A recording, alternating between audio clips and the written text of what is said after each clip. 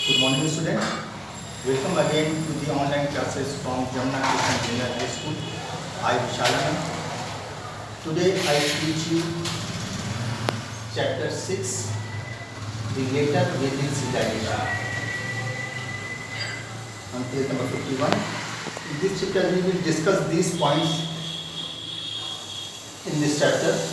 The later Vedas, the political organization, social life, the four ashram, Gurukul system of education, religion, economic life, and impact of Aryan culture. Now let's start the chapter. The later Vedas. The period from 1000 BC to 500 BC during which the Indo-Aryan settled in the Ganges Valley is known as the later Vedic period. The three later Vedas, the Atharvaveda, the Samaveda, and the Yajurveda, and the Upanishad are supposed to have been composed during this time. The two great Indian epics, the Ramayana and the Mahabharata, were written during this period.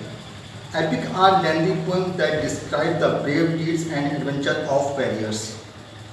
Historians also refer to this period as the epic age.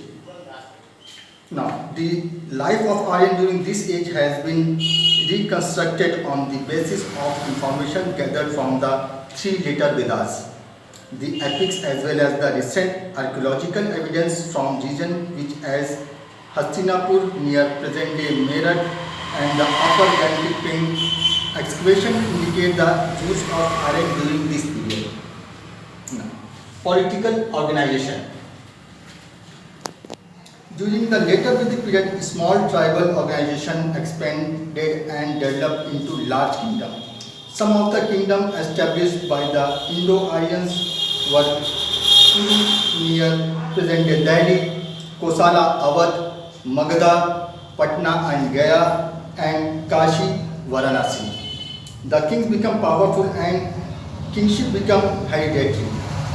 The Sabha and Samiti lost much of their control over the king. As the kingdom increased in size, the administration became more complex. The king was assisted by many officials who were put in charge of different departments. When a king ascended the throne, the Purita performed the Rajasuya Yagna to confer supreme power on him. The king was elevated to the position of God's representative on earth. The Ashwamedh means horse sacrifice was performed to establish his undisputed authority over the territory through which the horse moved unchallenged. Now, the second point is our second point, social life.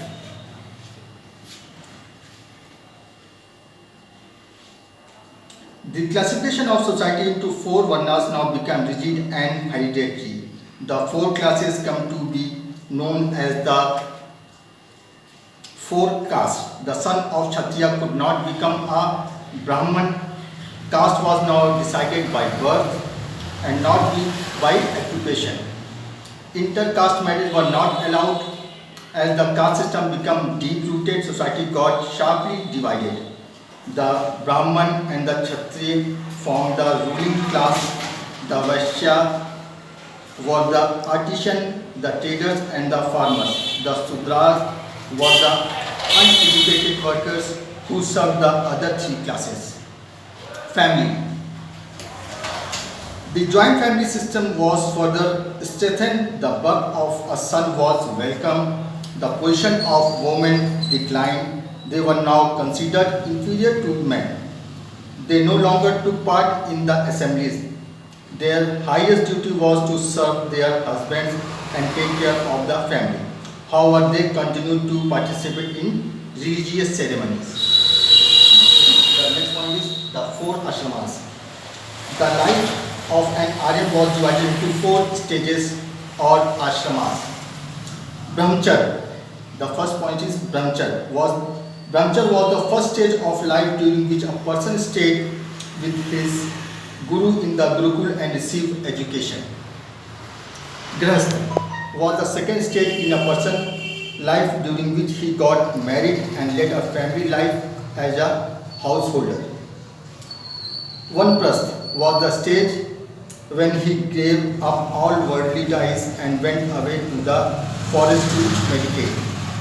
Sannyas was the last stage of the life when he renounced all worldly ties and became an ascetic, spreading the principle of religion and truth.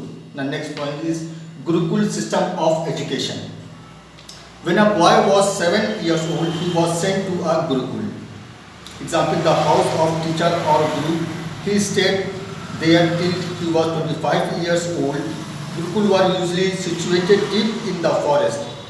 The teacher treated his students like his children, and the children regarded the teacher as their spiritual father. The students led simple and highly disciplined lives. They helped their Gurukul in many ways. The students cleaned the house, drew water from the well, gathered wood and worked in the field. They had to memorize lessons which were taught orally. After completing their education, the student paid Guru Diksha, Guru Dakshina, or fees according to their means. In the early Vedic period, there were highly educated women like Maitri and Gargi.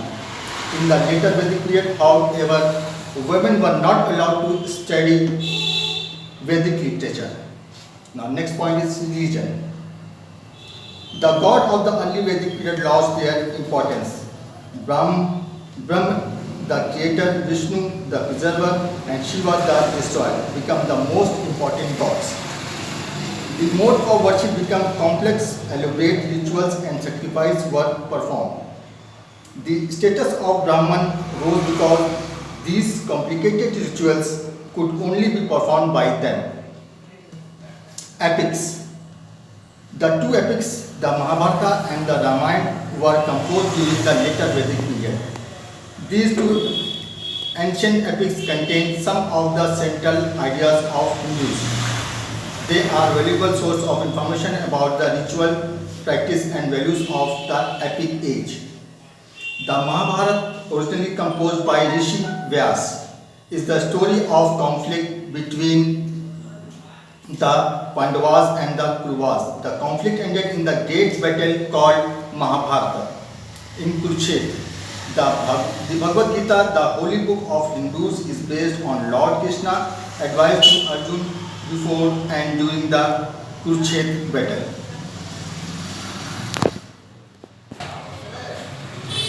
The Ramayana is an epic poem composed by Rishi Valmiki. It is the story of the life and great deeds of Ram, the son of King Dashrath, the ruler of Ayodhya. Now, Hinduism. The word Hindu comes from the word Sindhu, the Sanskrit term for the river Indus.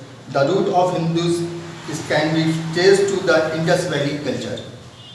Hinduism was not founded by any spiritual leader.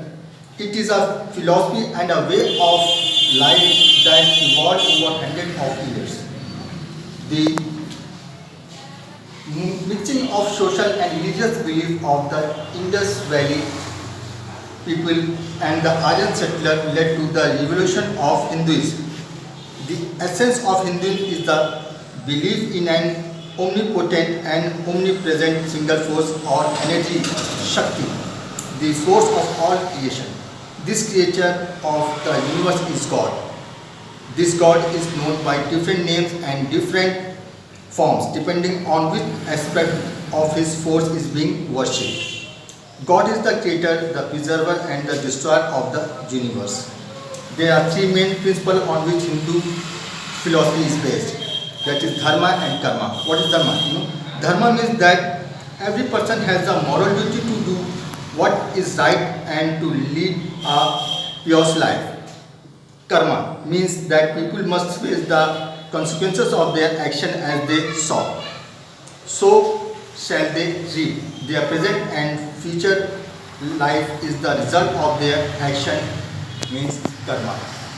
Transmigration of the soul means that the soul is immortal and it never dies. When people die, only their bodies die. Their soul live on, migrate into new bodies and are reborn. The essence of Hinduism is contained in the Upanishad, which are the fountainhead or original source of Hindu philosophy. Now, economic life in later Vedic civilization, the Aryan had a settled life. Now, agriculture was their main occupation. The occupation of the people basically remained the same, but the use of iron and improved farming implements brought about increased prosperity. The people who lived during this period used painted clay vessels, which have been found at many sites in northern India.